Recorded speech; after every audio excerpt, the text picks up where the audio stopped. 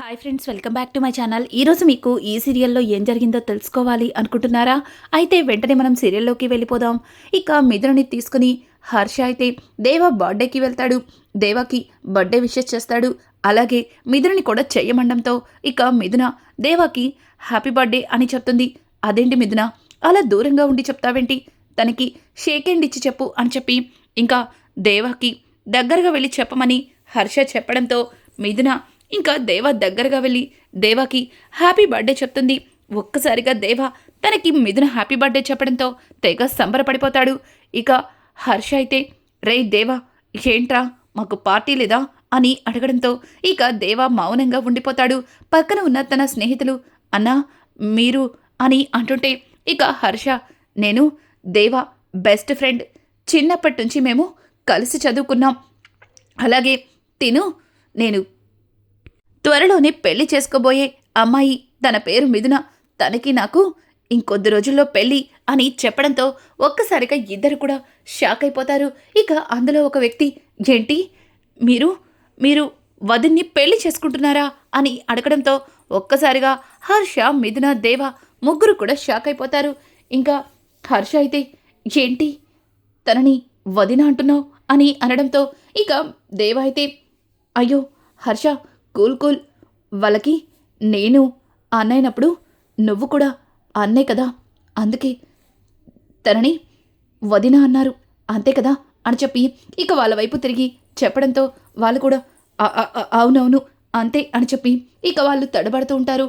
ఇంకా హర్ష అయితే సరే దేవా, నేను బయలుదేరుతాను, నాకొక ఇంపార్టెంట్ మీటింగ్ ఉంది అని చెప్పి మిథున వెళ్దామా అని చెప్పి ఇక మిథునని అక్కడి నుంచి తీసుకెళ్తూ ఉంటే ఇక మిథున మాత్రం వెళ్తుందే గాని వెనక్కి తిరిగి దేవాని చాలా ఆప్యాయంగా చూస్తుంది.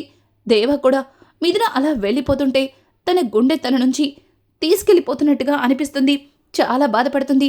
ఇంకా పక్కన ఉన్న తన స్నేహితులు అన్నా ఏంటన్నా, అతనెవరో వచ్చి మన వదిన్ని పెళ్లి చేసుకోవడం ఏంటన్నా, వదిన్ని పెళ్లి చేసుకుంది నువ్వు కదన్నా, అసలు ఏం జరుగుతుంది అని చెప్పి ఇక వాళ్ళైతే దేవాని అడుగుతూ ఉంటే దేవా రేయ్ వదినేంట్రా, వదిన మీకింతకు ముందే చెప్పాను, తనని ఏ రోజు కూడా నేను భారీగా చూడలేదని, మరి తనని వదిలింటారెందుకు అని చెప్పి దేవా వాళ్ళ మీద అరుస్తూ ఉంటాడు.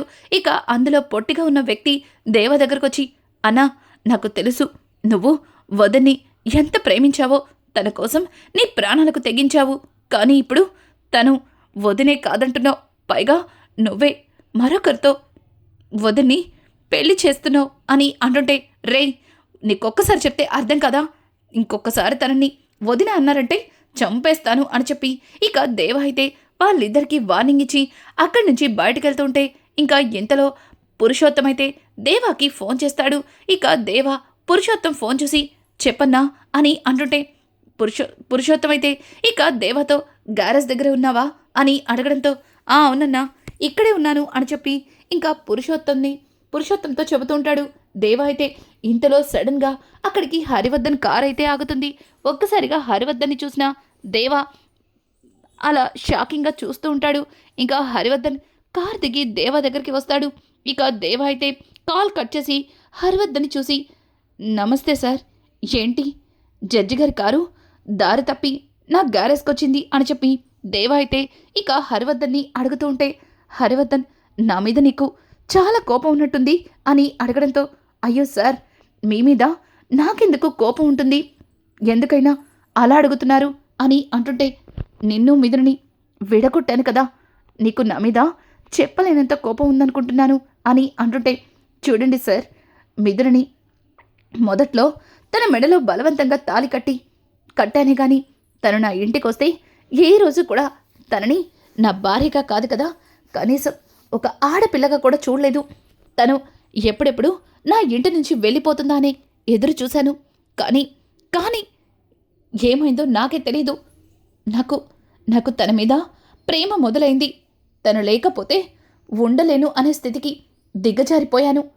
కానీ పరిస్థితుల ప్రభావం వల్ల మిథున మీ ఇంట్లో ఉంటేనే కరెక్ట్ అని అనిపించింది, అందుకే తనని మీ ఇంటికి పంపించేశాను అని అంటుంటే చూడు దేవా, నీ గుండెల్లో ఎంత బాధ ఉంటుందో నాకు తెలుసు.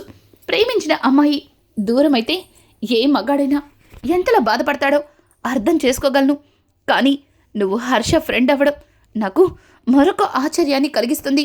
దీనివల్ల మిథున పెళ్ళేమన్నా డిస్టర్బ్ అయిద్దేమోనని నాకు కాస్త భయంగా ఉంది అని చెప్పి ఇక దేవాని హరివర్ధన్ అడుగుతూ ఉంటే హరివర్ధన్ మాటలకి దేవా చూడండి సార్,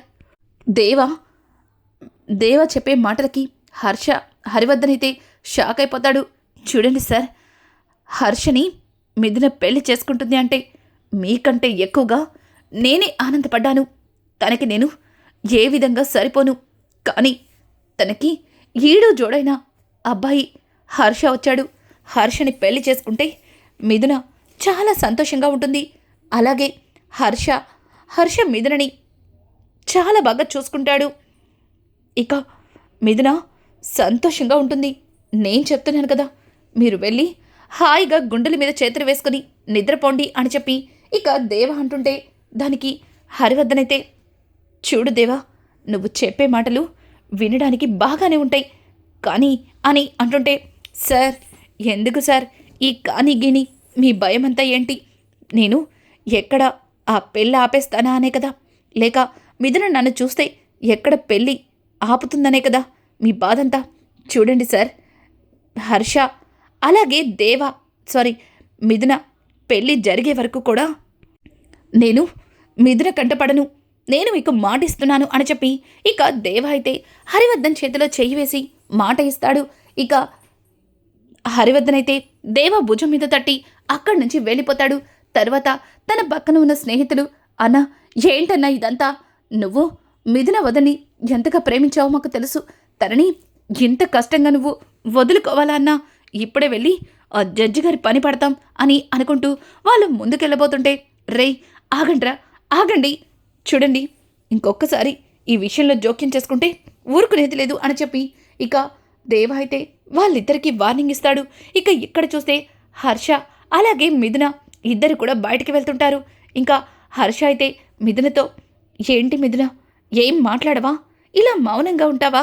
కనీసం మనం ఎక్కడికి వెళ్తున్నామో కూడా తెలుసుకోవా అని అడగడంతో ఇక మిథున అయితే, చూడు హర్ష, నువ్వు చెప్పావుగా ఏదో ఇంపార్టెంట్ మీటింగ్ అని, మరి ఇంకా అడగడం దేనికి అని అంటుంటే, ఆ ఇంపార్టెంట్ మీటింగు ఇదిగో ఇక్కడే అని చెప్పి ఇంకా మిథునని ఏ గుడిలో అయితే దేవా తాళి కట్టాడో అదే గుడికి తీసుకెళ్తాడు. ఒక్కసారిగా మిథున ఆ గుడిని చూసి షాక్ అయిపోతుంది. ఏంటి మిథున అలా చూస్తున్నావు?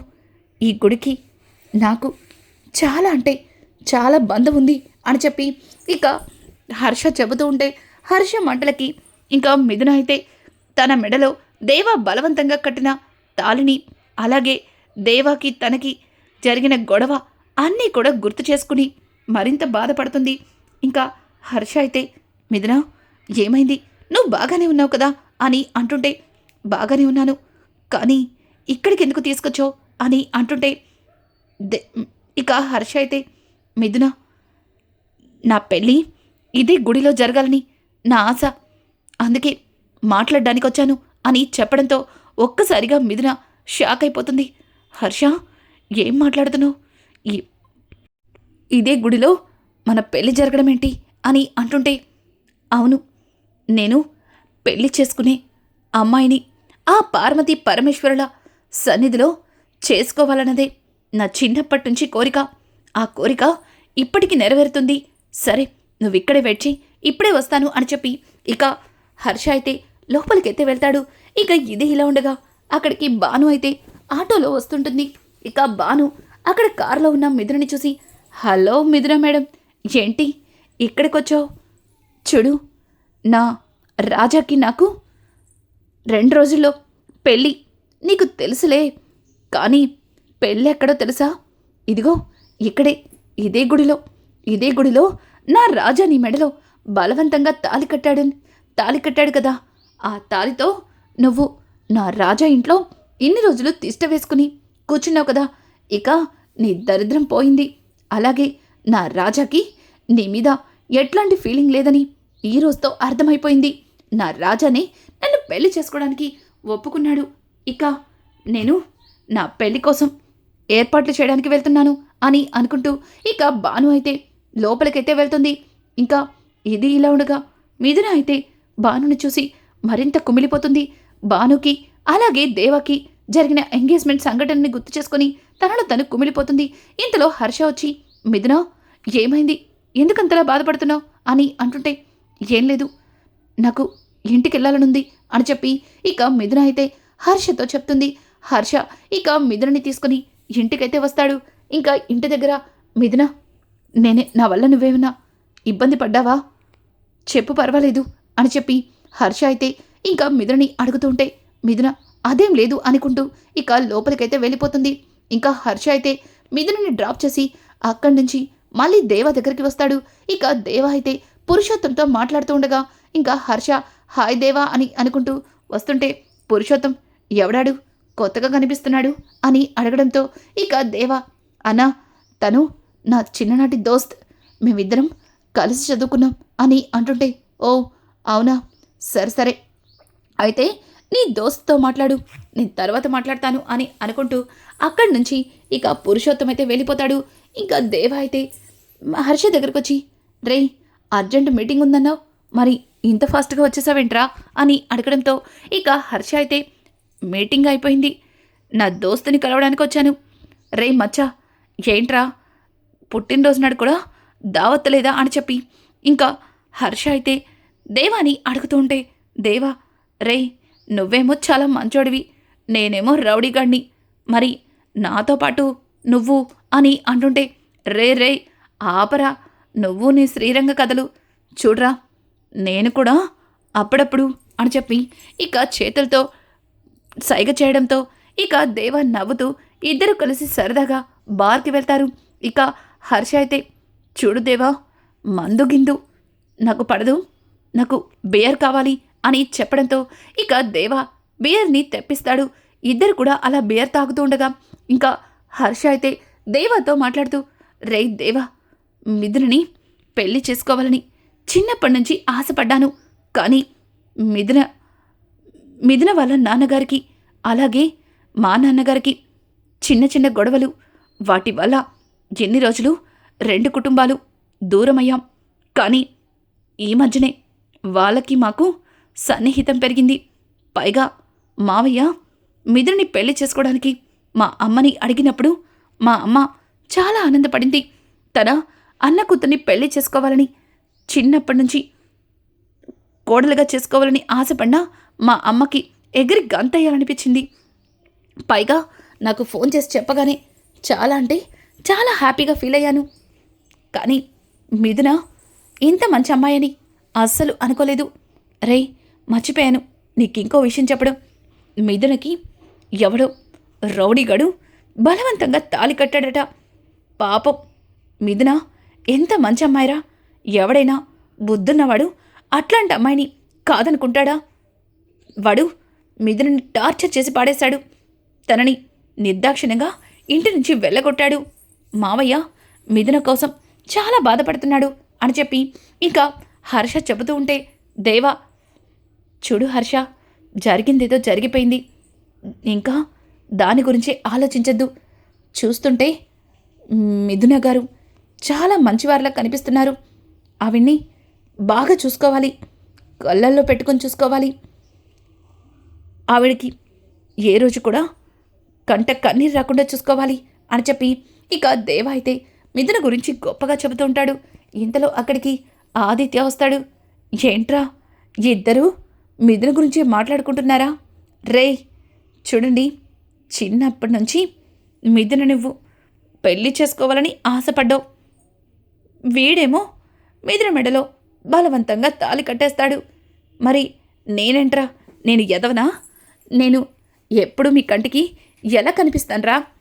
మిథునకి నాకు పెళ్ళి కాబోయే క్షణంలో ఇదిగో ఈ రౌడీగాడొచ్చి మిథున మెడలో తాళి కట్టాడు. ఏదో ఒకటి చేసి వీడి నుంచి మిథునని దూరం చేసి ఇంటికి రప్పిస్తే నువ్వొచ్చి నా మిథునని గద్దలా తన్నికెళ్ళిపోవాలనుకుంటున్నావు. అసలు మీ కంటికి నేను ఎట్లా కనిపిస్తున్నాన్రా అని చెప్పి ఆదిత్య అయితే వాళ్ళిద్దరినీ నిలదీస్తాడు. ఒక్కసారిగా హర్ష, దేవా ఏంట్రా, ఏంటి వీడు చెప్తుంది, మిథున మెడలో తాళి కట్టింది నువ్వా అని అడుగుతూ ఉంటే ఇక ఆదిత్య, ఏంటి కనీసం వీడు మిథున మెడలో తాళి కట్టిన సంగతి కూడా చెప్పలేదా? గొప్ప ఫ్రెండ్షిప్ రా మీది అని చెప్పి ఆదిత్య అయితే ఇక హర్షకి అలాగే దేవాకి ఒక విధంగా చెప్పాలంటే గొడవ పెట్టేలా చేస్తాడు. ఇంకా హర్ష అయితే ఆదిత్య చెప్పిన మాటలకి దేవాతో, రే నన్ను నీ ప్రాణ స్నేహితుడన్నావు, నా దగ్గర ఇంత పెద్ద నిజాన్ని దాచిపెడతావా? ఎందుకురా మిథున లాంటి అమ్మాయి జీవితాన్ని పాడు చేశావు అని చెప్పి ఇక హర్ష అయితే దేవా చొక్కా పట్టుకుంటాడు. దేవా, రే మచ్చ నేను చెప్పేది వినరా అని అంటుంటే, నోరు మొయ్యరా, నువ్వు నన్ను మచ్చ అని పిలవద్దు. అసలు నీలాంటివాడు నాకు స్నేహితుడేంటి? నేను నీలాంటివాడికి దూరంగా ఉండడమే మంచిది. ఎన్ని రోజులు నువ్వేదో మంచివాడివని నీ చుట్టూ తిరిగాను, కానీ నువ్వు మిథునని ఇంతలా మోసం చేస్తావని అస్సలు అనుకోలేదని చెప్పి ఇక హర్ష అయితే దేవతో గొడవపడి అక్కడి నుంచి వెళ్ళిపోతాడు. ఇంకా ఆదిత్య అయితే వచ్చిన పని అయిపోయింది అన్నట్టుగా అక్కడి నుంచి ఇక హర్షని ఫాలో చేస్తాడు. హర్ష బాగా తాగి ఉండడం వల్ల హర్ష ఇక డ్రైవింగ్ మాత్రం చాలా ఇబ్బందికరంగానే ఉంటుంది. ఇంకా అది గమనించిన దేవ హర్షతో పాటు వెళ్ళడానికి ప్రయత్నిస్తాడు. కానీ హర్ష దేవతో గొడవ పడ్డాడు కాబట్టి దేవాని రానివ్వకుండా ఒంటరిగా వెళ్ళిపోతూ ఉంటాడు. ఇక ఆదిత్య అవకాశం కోసం ఎదురు చూడటంతో హర్ష ఒంటరిగా దొరుకుతాడు. హర్షని అడ్డు తొలగిస్తే మిథున నాదే అన్న చెడుద్దేశంతో ఇక హర్ష బండికి తన బైక్ని అడ్డు పెడతాడు. ఒక్కసారిగా హర్ష, ఏంటి బ్రో మళ్ళీ నా బైక్కి ఎందుకు అడ్డం పెట్టావు అని అడగడంతో, ఎందుకంటే నా మిథునని దక్కించుకోవడానికి నువ్వు నాకు అడ్డంగా ఉన్నావు, నీ అడ్డు తొలగిస్తే మిథున నా సొంతం అవుతుంది అని చెప్పి ఇంకా ఆదిత్య అయితే హర్షని ఒక్క తన్ను తంతాడు. అలా తన్నడంతో ఇక హర్ష ఎగిరి దూరంగా పడతాడు. ఇంతలో తన చేతిలో ఉన్న గన్ తీసి ఇక హర్ష తలకి పెట్టబోతుంటే ఒక్కసారిగా వెనక నుంచి ఇక దేవ అయితే ఆదిత్య తలకి గన్ షూట్ పెడతాడు. ఇంకా ఆదిత్య భయంతో తల పక్కకి తిప్పేసరికి అక్కడ దేవ కనిపిస్తాడు. రే ఏంటి నన్నే చంపుతావా?